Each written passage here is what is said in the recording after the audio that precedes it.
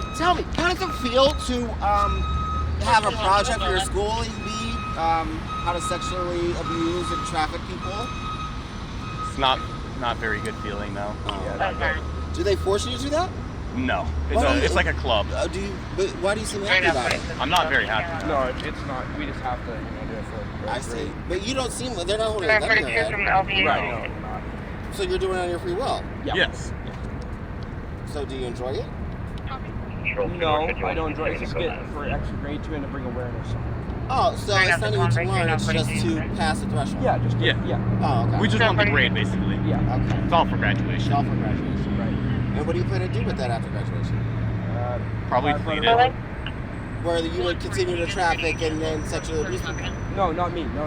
Oh, not you. No, the others. We bring it That's awareness. not our thing. Thank you. Yep. Have a good one. Okay. Scared the out of me. That's all. Is he accusing us of sex trafficking?